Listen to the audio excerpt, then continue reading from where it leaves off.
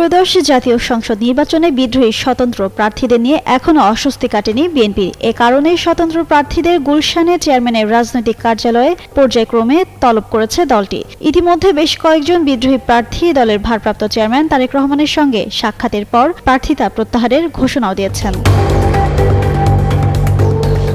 BNP নির্ভরযোগ্য একটি সূত্র যুগান্তরকে জানায়, যাচাই বাছাইয়ের সময় তথ্যে গরমিল পাওয়ায় অন্তত ৩০ জন স্বতন্ত্র প্রার্থীর মনোনয়নপত্র বাতিল হয়েছে। তবে তফসিলে ঘোষিত সময়সীমার মধ্যে স্বতন্ত্র প্রার্থীরা মনোনয়নপত্র প্রত্যাহার না করলে সাংগঠনিক ব্যবস্থা নেওয়া হবে। দলীয় পদধারী স্বতন্ত্র প্রার্থীদের গুলশান কার্যালয়ে ডাকার সিদ্ধান্ত নেওয়া হয়েছে।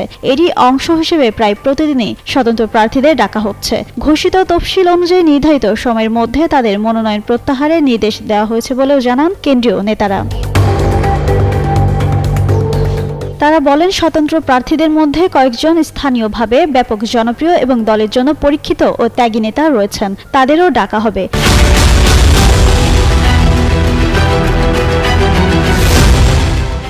দায়িত্বশীল নেতারা প্রথমে তাদের বোঝাচ্ছেন এবং বিভিন্নভাবে মূল্যায়নের আশ্বাস দিচ্ছেন।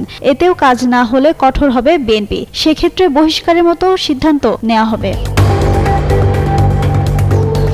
বিএনপির স্থায়ী কমিটির সদস্য সালাউদ্দিন আহমদ বলেন, আসন সমঝোতা, জোটগত হিসাব নিকাশ ও বহুদলীয় প্রতিনিধিত্ব নিশ্চিত করতে গিয়ে বিএনপির বহু যোগ্য প্রার্থী বঞ্চিত হয়েছেন। সেখান থেকে কিছু মনোকষ্ট তৈরি হয়েছে, তাই তাদের মধ্যে কেউ কেউ বিদ্রোহী বা ক্ষুব্ধ হয়েছেন। তবে বিএনপির কিছু ক্ষেত্রে ব্যবস্থা নিয়েছে, তাদের বুঝিয়ে শান্ত করার চেষ্টা করা হচ্ছে।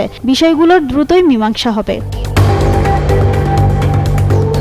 বৃহস্পতিবার দুপুরে গুলশান কার্যালয়ে দলটির ভারপ্রাপ্ত চেয়ারম্যান তারেক রহমানের সঙ্গে দেখা করেন ব্রাহ্মণবাড়িয়া ১ আসনের স্বতন্ত্র প্রার্থী সৈয়দ একে একরামুজ্জামান। পরে এক ভিডিও বার্তায় তিনি প্রার্থিতা প্রত্যাহারের সিদ্ধান্ত নেওয়ার কথা জানান। এই প্রার্থী জানান, প্রায় ২০ বছরের বেশি সময় ধরে বিএনপির পতাকা তলে ছিলেন। দলের নির্দেশে আসন্ন নির্বাচনে ধানের শীষের সমর্থনে প্রার্থিতা প্রত্যাহারের সিদ্ধান্ত নিয়েছেন তিনি। জিন্নাত আরা ঋতু, যুগান্তর নিউজ।